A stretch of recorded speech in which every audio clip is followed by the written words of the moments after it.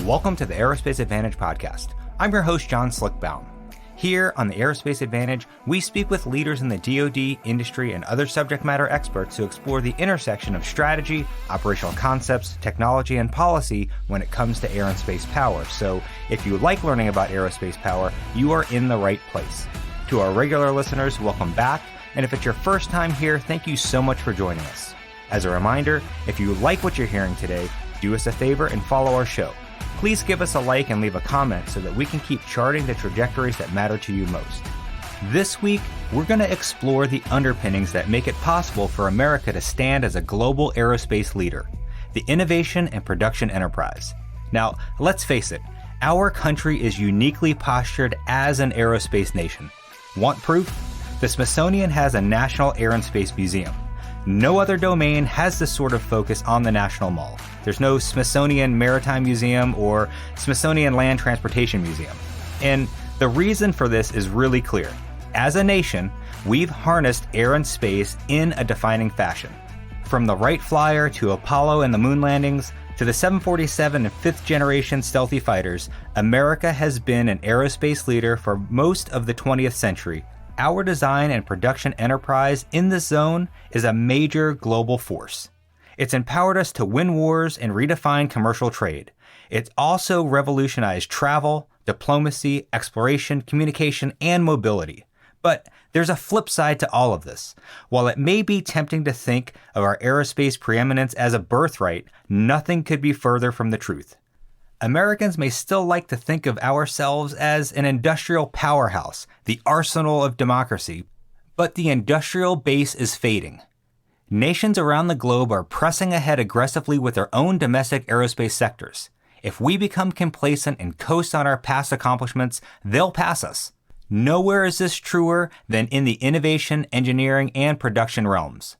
The design and manufacturing talent and infrastructure required to lead in those zones are really complex. Fall into second place, and it'll be tough to regain the lead. And it will have significant consequences for our nation's economy and security. So, given Mitchell's focus on military aerospace power, we're going to center today's conversation on a particular segment of the market, fixed-wing military aircraft. But the reality is that this sector is tremendously interdependent. So you'll see us refer to commercial aviation and the space sector a lot during the podcast. Now, before we cut to today's show, I want to do a quick shout out for an event Mitchell is hosting on Tuesday, October 25th, here in the Washington, D.C. region. We're hosting our first annual Space Power Security Forum. Now, given the threats we face on orbit, rapid evolution of mission demands, and advancements in technology, there's a huge amount to discuss. Not to mention a new chief of space operations with General Saltzman inbound in just a few weeks. We've also got a tremendous set of folks lined up to discuss all of these topics, including Vice Chief of Space Operations General D.T. Thompson. We also have Lieutenant General Phil Garrett, who's the Deputy Chief of Space Operations Strategy, Plans, and Requirements. Also, Lieutenant General Stephen Whiting, Director of Space Operations Command, Dr. Derek Torner, who is the director of the Space Development Agency, plus we also have the head of the Royal Air Force, Air Chief Marshal Michael Wigston, and the Italian Air Force Chief of Staff, Lieutenant General Goretti. The event is open to the public, there's no charge to attend, we'll feed you lunch, and this lineup is really top-notch, so head to the Mitchell website to sign up because seats are limited.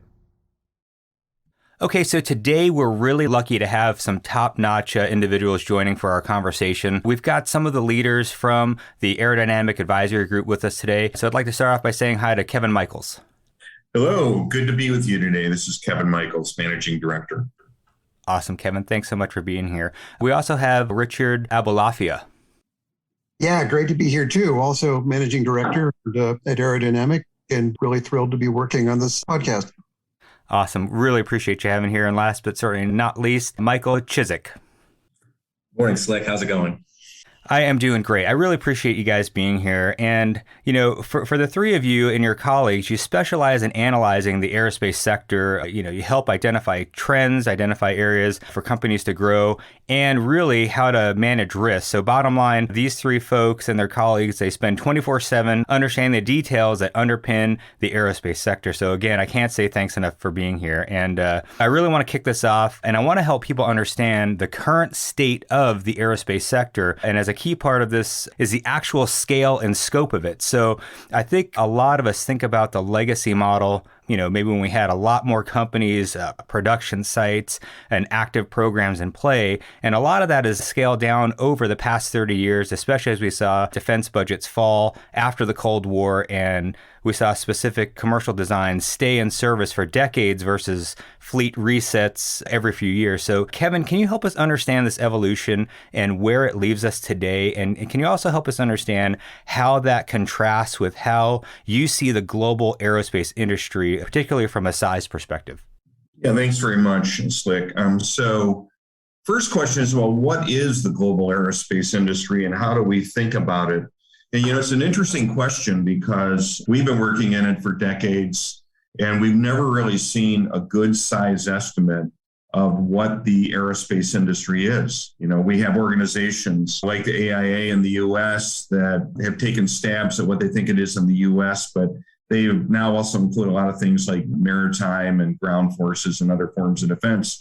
But the way we look at aerospace is it's pretty straightforward. It's manufacturing aircraft and spacecraft. It is the components and systems and materials that go into those aircraft. It is the maintenance of those aircraft and the research and development to create them. What is it not? It is not airline activity. So we don't include American Airlines in this. That's a transportation problem. It doesn't include satellite broadcasting services like Sirius XM or the people that broadcast television transmissions. Those are services. So we really focus on aerospace, making aircraft and spacecraft and satellites and the tiers of activity that go into it and the maintenance activities to support it. How big is it? We did a major study in 2018, global, looking across the world, estimating activity in tough to find information places like China and Russia. And we concluded that the global aerospace industry was $838 billion. So nearly $1 trillion. And of course, those are pre-COVID levels. The good news is that about half of this activity was in the United States, which has a very deep and broad capability set spanning not just commercial and defense. Richard, anything to add to that? Yeah, in a lot of ways, this is an industry that has sort of gone in two different directions since we did that big study there, Kevin. The commercial part of it took the biggest blow in the history of commercial aviation during the COVID-19 pandemic, whereas the military market has accelerated considerably. But so it's probable that it's not too different from when we last studied it in terms of total size. It's just that the composition has changed considerably in favor of defense. Well, Richard, I want to dovetail on that. What does that mean from a workforce perspective? Yeah, of course, most companies have exposure to both segments, the commercial and military side. And obviously that means the workforce does too. This means, of course, that keeping an experienced and skilled workforce in place depends far more on the defense sector than it does on the commercial. This is particularly true for R&D because due to a combination of factors, including the relative maturation of technology in the commercial aero world and the acceleration of RDT&E for defense, a lot of new programs coming, and of course, the maturation and evolution of existing programs and record levels of the R1 accounts with Pentagon spending mean that in terms of, the really high-end ability to create new aerospace systems, a lot more comes down to defense. Yeah, it's interesting. I haven't really thought about it in that regard. And I want to bring Michael into the conversation. The contraction that we mentioned was really painful, but it doesn't take a rocket scientist to understand that the market is surging right now in a lot of ways. Just looking at defense, major programs like the T-7, F-35, B-21, KC-46, and others, they're all pressing ahead pretty aggressively. And we've also got a super active UAV enterprise with new players like Kratos on the scene. And obviously space is supercharged. How is this shaping the workforce as you see it right now?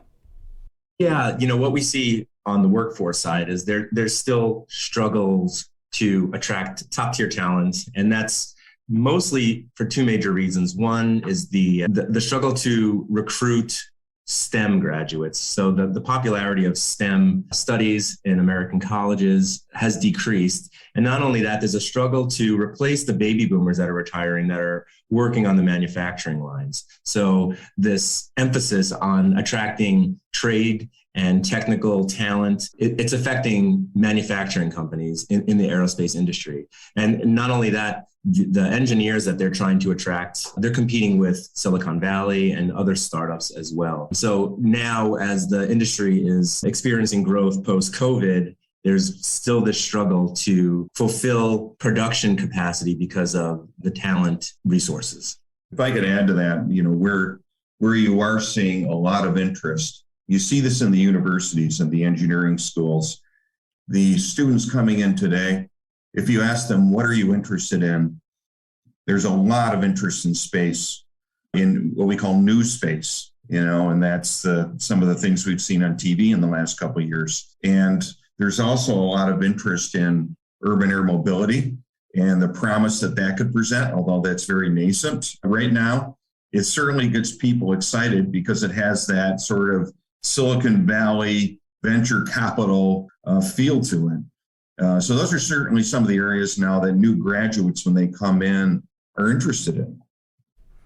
Yeah, absolutely. It's such a booming field, and I'm excited in the sense that if that's the quote unquote like new sexy that will get young folks interested in STEM, and then hopefully they get turned on to the larger, broader perspective of aviation manufacturing, et cetera. It's a great catalyst. And I do want to point out, it's really important to understand, like with airplanes and space systems, they're not just built in one place. It's really the assembly of thousands of components and pieces of structure and various systems. We often think about the final assembly line when something looks like an airplane or a space system, but the design and production stream is way longer than that. I wanted to get Kevin to hop in and explain on how that ecosystem factors into all of this. Yeah, that's a great question. So when we were talking about the global industry being $838 billion when we last estimated it, what's really important to understand is that the supply chains that support aircraft production are deep and broad. And when I say deep, I mean there are multiple what we call tiers of suppliers. So let me give you an example. If we deliver an aircraft, let's say worth $80 billion, we might find that the OEM delivering that aircraft for $80 billion could be spending upwards of 70% of that amount with outside suppliers, people providing the engine, the defense electronics, the avionics, the aircraft systems, and the like. We call those people that support OEMs directly tier ones. It's kind of language that's borrowed from the automotive industry, the tier one suppliers. Now, good examples of those tier ones are people, household names. They're people like Raytheon and Honeywell are examples of tier ones that have very broad and comprehensive sets of capabilities. Those tier ones, in turn, also have their own group of suppliers, which we call tier twos. And they're spending tens of billions of dollars with those tier two suppliers.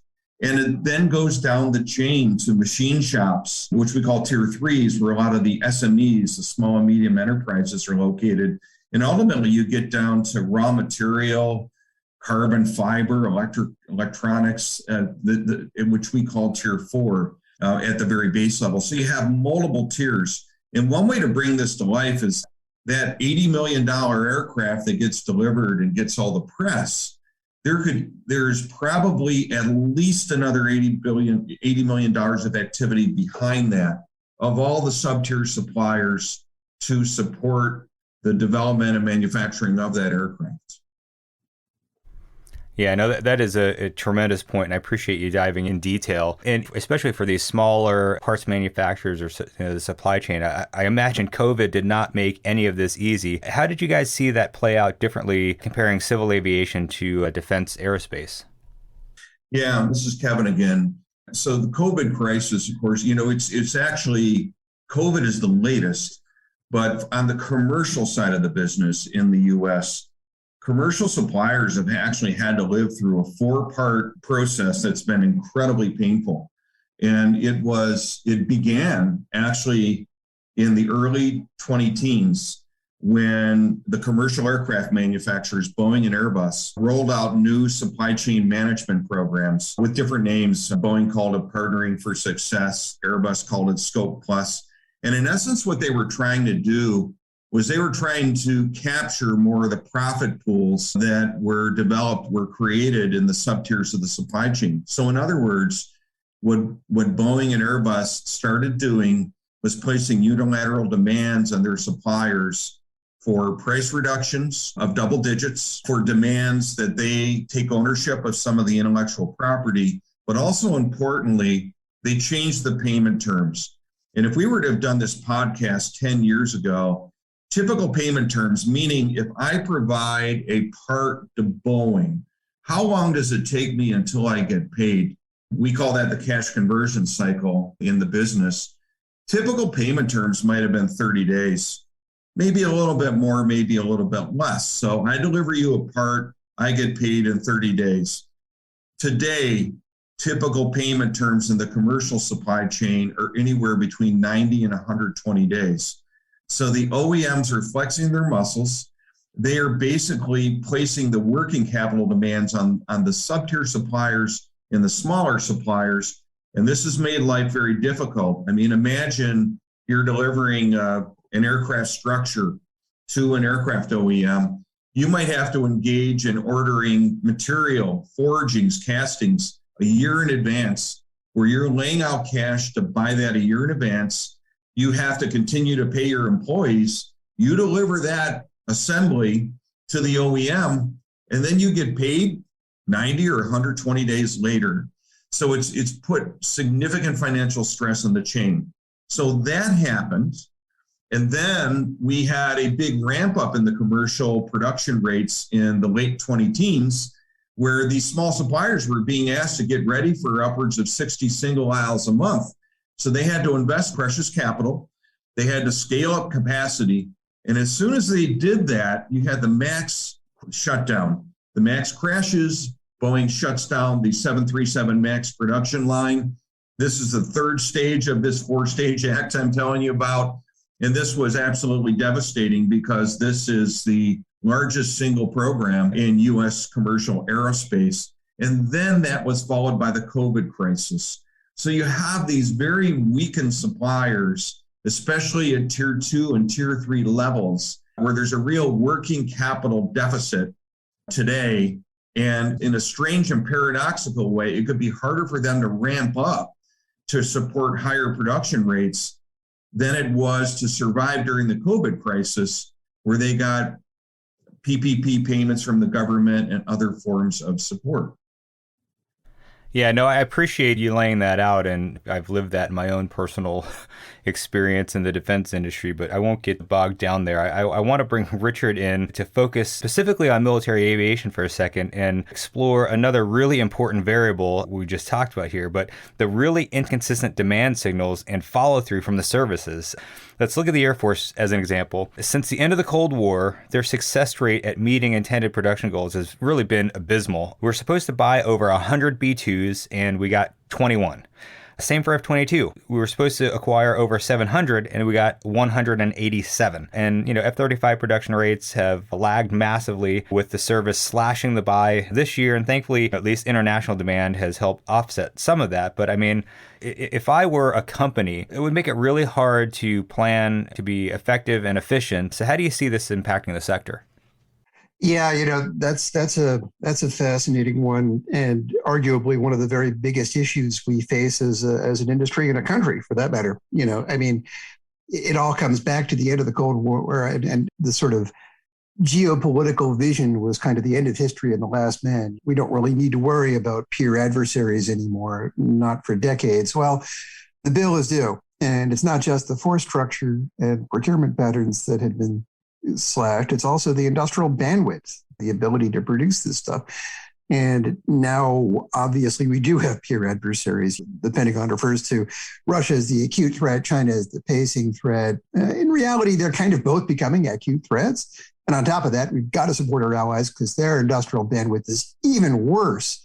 And you've got a big ramp up in arms procurement, not just in Europe, with our traditional NATO allies, but also in Asia too. And on top of that, you've got the pressing issue of Taiwan and the belief that maybe we should stockpile a lot of weapons there because day one is all you get. If there's a China attack, you better have everything in place on day one because there might not be an ability to resupply on days 2, 3, or 4. So it is so difficult to make all of this happen. And you've got this additional ramp up on new programs happening, but none of it's really going to pay off till the 2030s. You talk about the T-7, the B-21, NGAD, all that other stuff. Very promising, collaborative combat aircraft, everything like that. These are really late 2020s, early 2030s. In the meantime, we've just got to build what we've got. And even that is proving extremely challenging. So it's just a question of how much money can you throw at the system before it begins to kind of, it just can't give you any more. There are just too many bottlenecks, whether it's castings or forgings or whatever else. And this is the kind of situation we're in.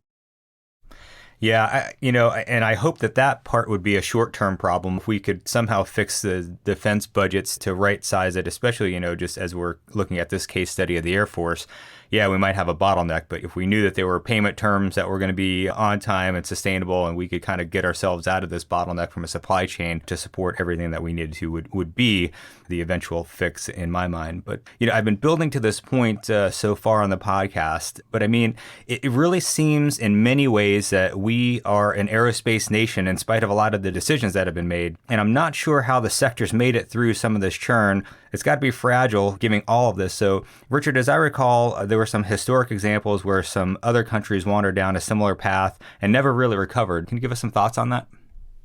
Yeah, absolutely. One of the most interesting aspect of the tragedy with Russia's attack on Ukraine is watching, in addition to everything, the human horror, the geopolitical horror, it's also the whole example of what happens to an aerospace nation. And the USSR was, but then it became, of course, Russia.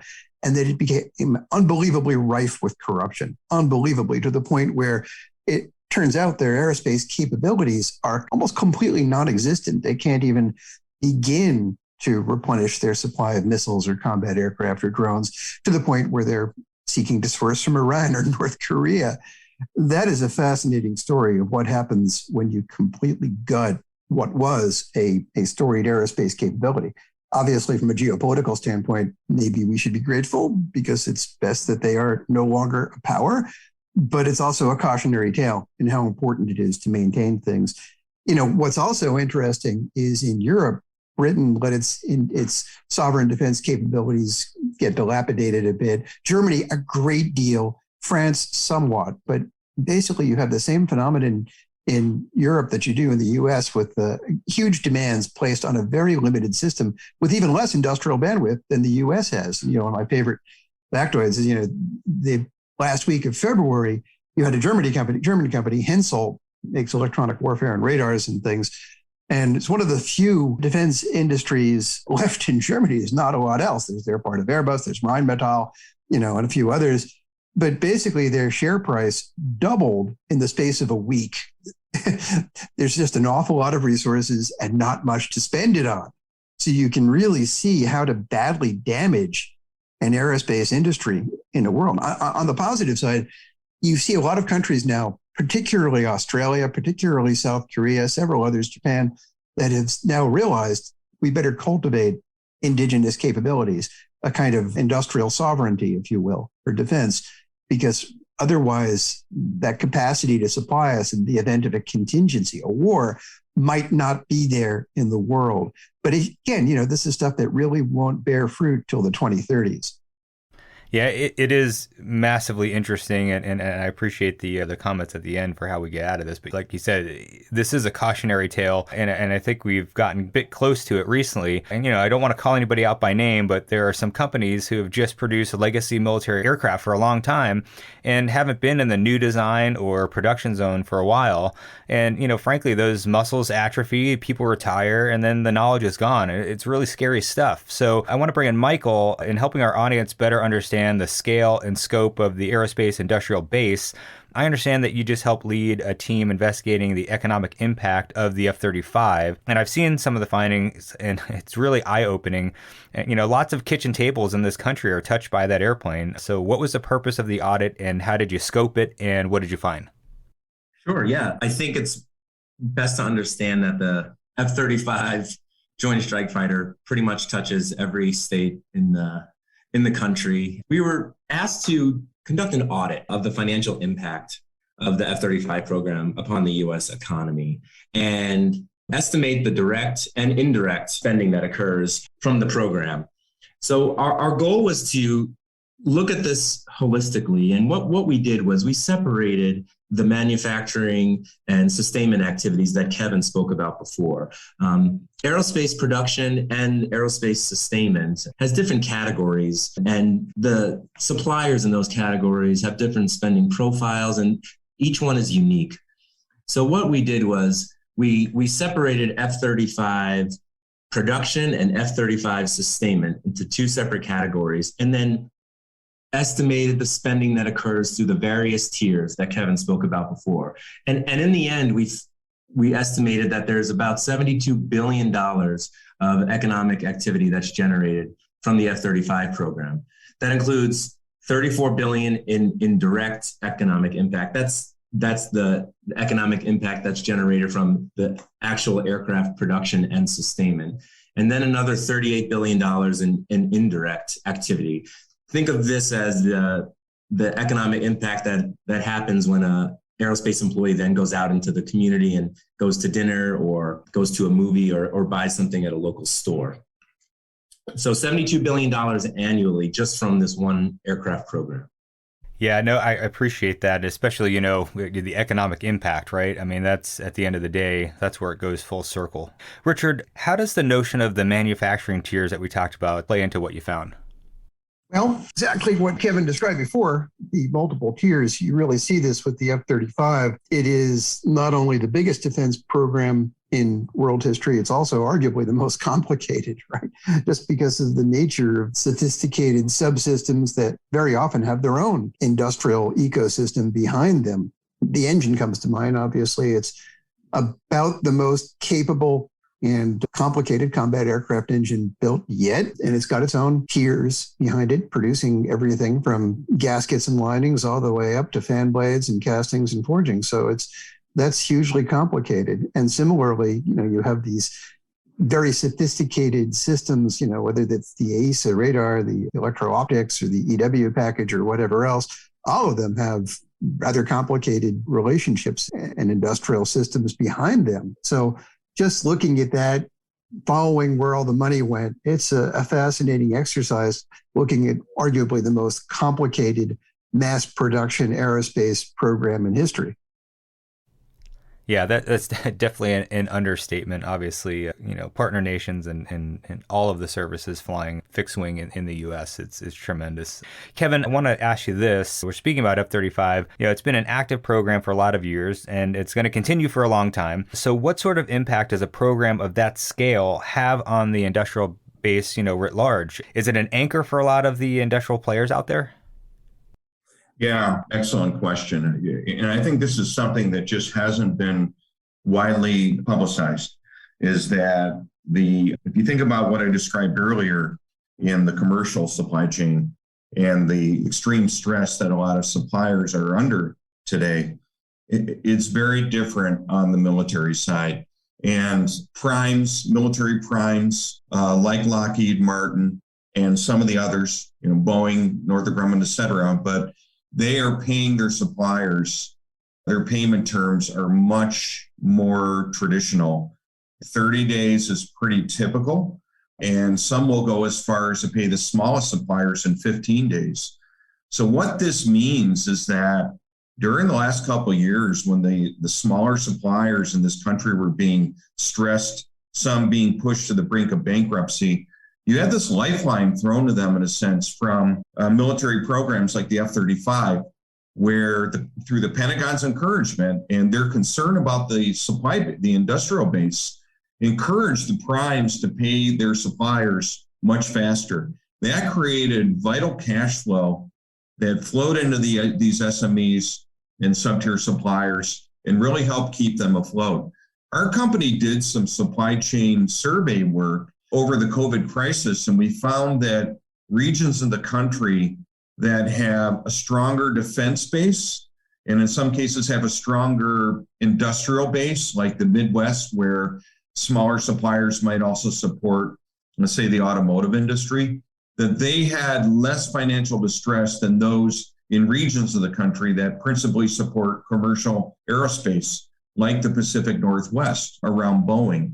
So programs like the F-35 have been absolutely vital in supporting the industrial base that is the underpinning not only to defense and military aerospace, but indeed commercial aerospace. Well, Kevin, I want to pile onto that. How does sustainment factor into the equation? We build an airplane once, but it's obviously sustained for years and even decades. And that's got to drive a set of demands for industry, I think. Absolutely. And the military aircraft stay in service much longer than commercial aircraft. And the average military aircraft in this country, I think, is something like 15 years older than a commercial aircraft. So it requires a lot of sustainment.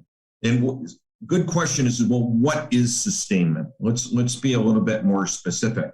Sustainment is not only the maintenance on the aircraft, on the engines, on the systems, the work that is done in the field, by green and blue suiters to support, the operations of aircraft, but it also includes training of pilots, of military maintenance technicians, and it includes sustaining engineering support and supply chain activities.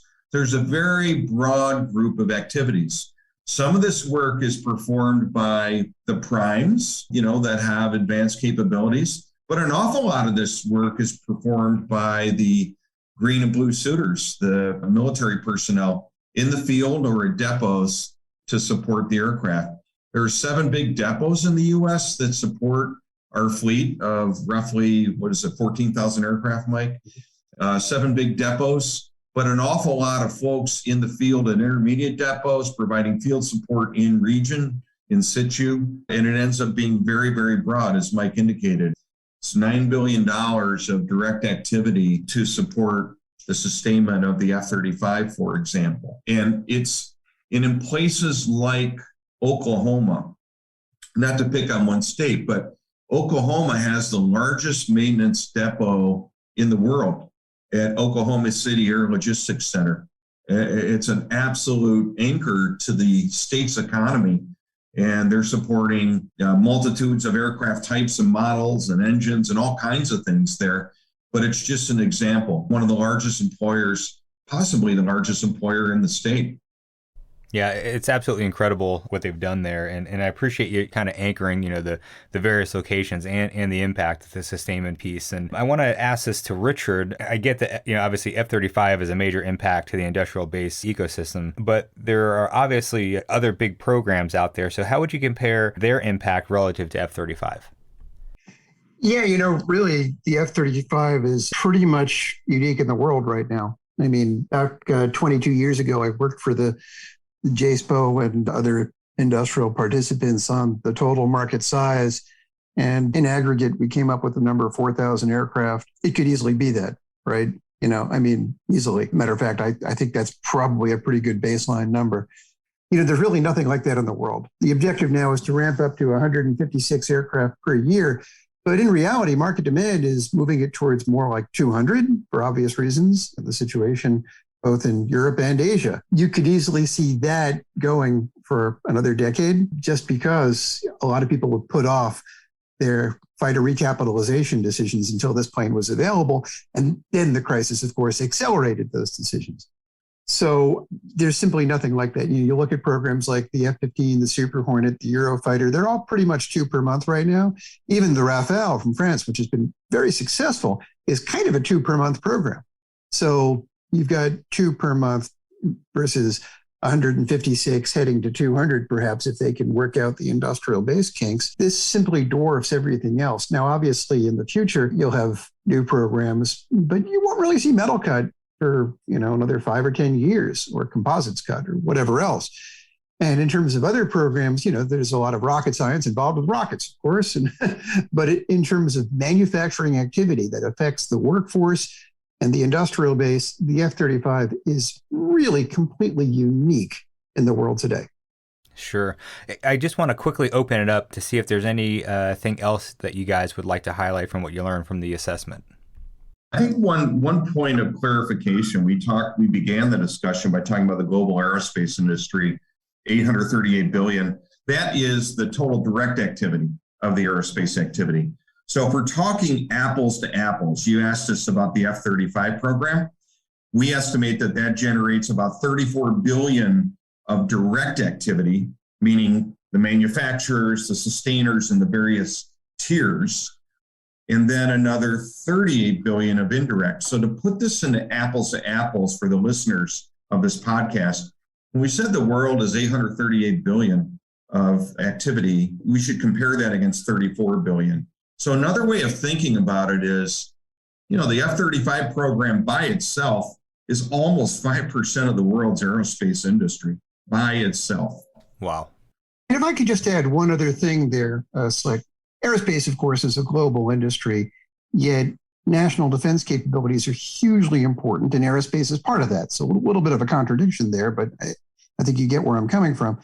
And right now you have the situation where on the commercial side, commercial, of course, is hugely important in terms of volume. It's not just the recovery from the pandemic-related downturn. It's also the fact that Airbus is taking a lot of market share from Boeing. And what's even more disturbing is that Boeing does not appear to be doing anything about that.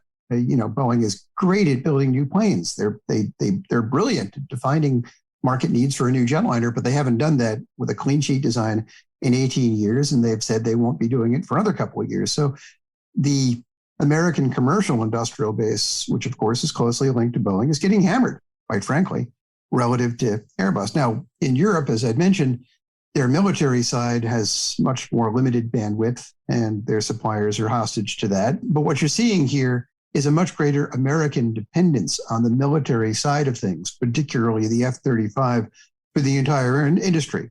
For an example, single aisle jets are the biggest volume of any aerospace market segment in the industry. Airbus is ramping up to 75 per month, whereas Boeing, they've been kind of stuck at around 30 per month and not a lot of hope for going higher. So an enormous amount of the U.S. industry in particular depends upon the fortunes of the F-35 program. Gotcha. Yeah, I really appreciate that last comment. Okay, I'd like to bring this big picture here and kind of go around the horn on what you think we should do to help ensure the future success and health of the defense aerospace sector. I mean, this is an asymmetric American advantage, and it's one of the expert areas where we are very competitive, obviously, and we don't want to lose that. So, Kevin, let's get started with you. I think we're doing a lot of things right now in supporting the defense and military sector. I mean, Richard can opine on this. It would be nice if Congress could open up the throttle a little bit on production of the winning programs like the F-35 and others that could really assist our industrial base at a time when the commercial market is under distress. Yeah, that's certainly true. And as a key part of that, of course, moving to a full rate production decision, and most importantly, the multi-year procurement contracts that go with that full rate production decision, I think would be extremely helpful. A lot of suppliers, no matter how big they see the program being, no matter how encouraged they are by the news flow and the order book, really want the kind of 4 or 5 year visibility that comes with a multi-year procurement contract before they make the investments and hiring decisions. Understandably so. Even just taking that news to their financial providers is a big step. So yes, absolutely. All right, guys. So talking a lot about the industrial base, I always feel that obviously there are things that we can improve on, like we talked about. In the U.S., it is a mainstay for our sovereignty that we've built, and we maintain this incredible industrial base. And we've talked about other countries, maybe that didn't do so well.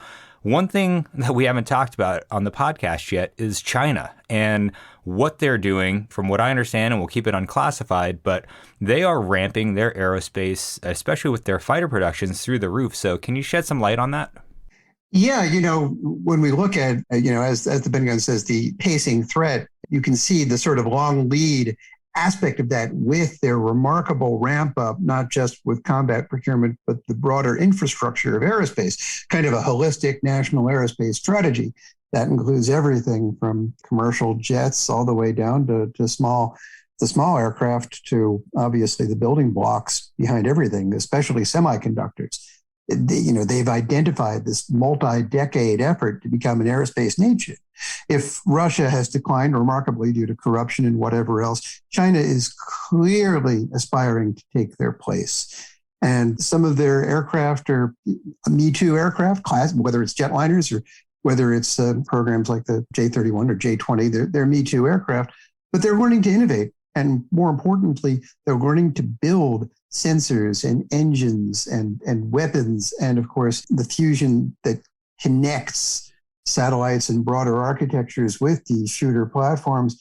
They're learning to do that all. And this might play out over 5, 10, 15, 20, 30 years. We don't know. But it represents an effort to create an aerospace industrial base that's every bit as capable, and perhaps more so if they get their way in the long run. Yeah, I couldn't agree more. And it dawned on me as you were speaking that we haven't really had to face a Chinese threat that's sold commercial off the shelf to another country, right? So who knows in 30 years we could be seeing export variants of Chinese fighters and things like that our airmen could face in the skies. So I really appreciate that perspective. And I just want to say thank you all for being here on the podcast today. It's really been insightful, and I know that the audience is going to really enjoy it. So thanks so much for being here. Thank you, Slick. Thanks, Slick. You really appreciate it. Thanks so much to you and, of course, to Mitchell Institute. With that, I'd like to extend a big thank you to our guests for joining in today's discussion. I'd also like to extend a big thank you to our listeners for your continued support and for tuning in to today's show. If you like what you've heard today, don't forget to hit that like button and follow or subscribe to the Aerospace Advantage. You can also leave a comment to let us know what you think about our show or areas you think we should explore further. As always, you can join in on the conversation by following the Mitchell Institute on Twitter, Instagram, Facebook, or LinkedIn, and you can always find us at mitchellaerospacepower.org. Thanks again for joining us, and we'll see you next time. Stay safe and check 6.